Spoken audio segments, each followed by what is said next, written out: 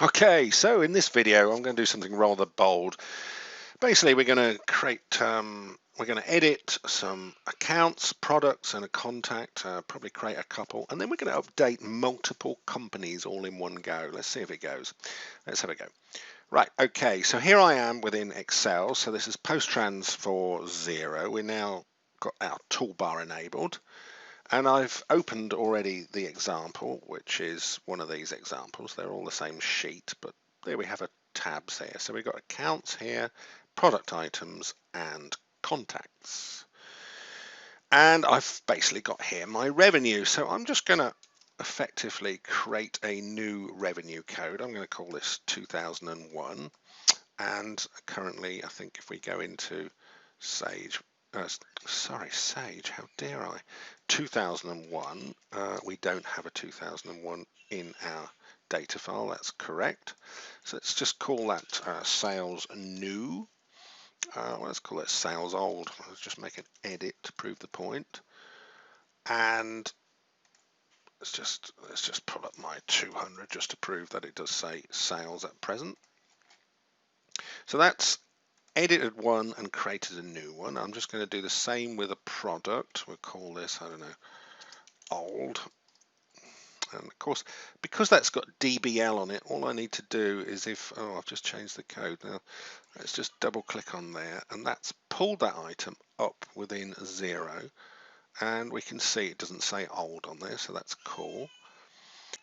I could now create another item by just going copy and paste, and I obviously got to give it a new code, and it's got to have a new description, so let's call that new as well. And same with the contact. Let's edit Wilson's periodicals. Let's call that old. In fact, if I double click on, it would be the description, because I've just changed it, PostTrans won't be able to find it, but if I double click on its ID there, yeah, we can see it doesn't say old, as we'd expect. And we're going to create a new contact. So I'm just going to copy that row, which, oh, right, okay, so there's very little in that row, but it would copy everything else across. I don't know, we're going to call it new account. Let's take its contact ID out, because we don't want it overwriting the original one, although I think PostTrans should actually match it by name. So effectively, we've got one new and one edit on the three different types. Now, I'm going to press setup, and of course this is a pro feature of PostTrans for Xero, and I'm going to go to this tab here which says multi-post. So what this allows us to do is it allows us to override and set up how many companies we want to update at once. Now let's just go back to the general tab, because in here I'm allowed to select different companies. So if I selected Comtech 01, that would then mean that this sheet would be extracting and importing into that company. If I wanted to add an extra one, I'd press Xero login, and that would take me to the Xero authorization page to add another company, allow PostTrans to talk to another company. But I've only got two on my installation, so I'm just going to go back to the demo 01. Okay, so that's how I would normally select the company. Let's go to the multi-post. So now if I press the Get Company button, we'll open a text file, and that'll have a list of my companies. So if I had 10 companies here, they would all be listed. Now what I can do is I can actually copy that, and I can paste that in here, and I can actually rename it if you didn't like the code that PostTrans had applied to it. Maybe you know them as a different company, or maybe you even know them as a cost center or something, you call it. You could edit that list, and that's the list it would use. There's also a validate button to just make sure the data is correct. And also here we have the codes themselves listed. Now what I'm going to do is I'm going to put them in this box here.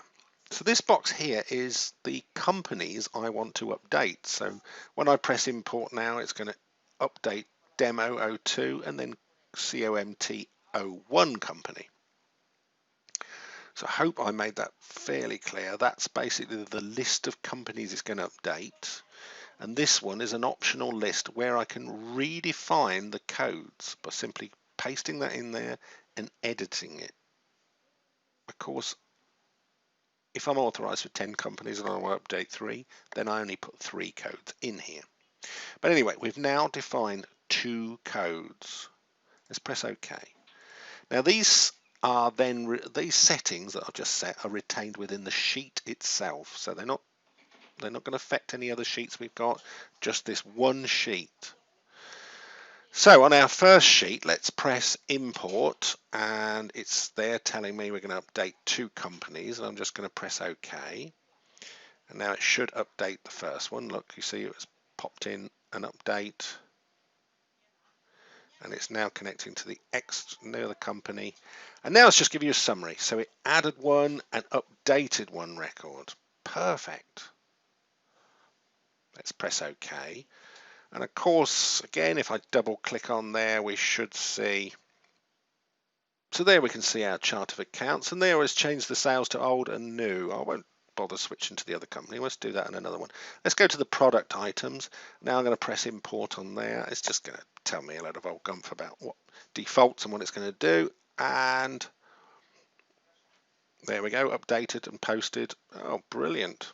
Because there was 2, it didn't exist in the other company, so that's perfect. And let's do the same with a contact. Okay, so that added 1, updated the other, and the contact data file is completely empty. So yeah, it added two records in there. So we go back here and we double click, we should be able to see our stock item with new on it, and we should be able to see our stock item with old on it.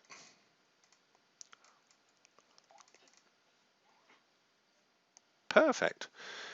So yeah, so you can basically create a template and update and keep a whole series of Xero companies synced with the same data.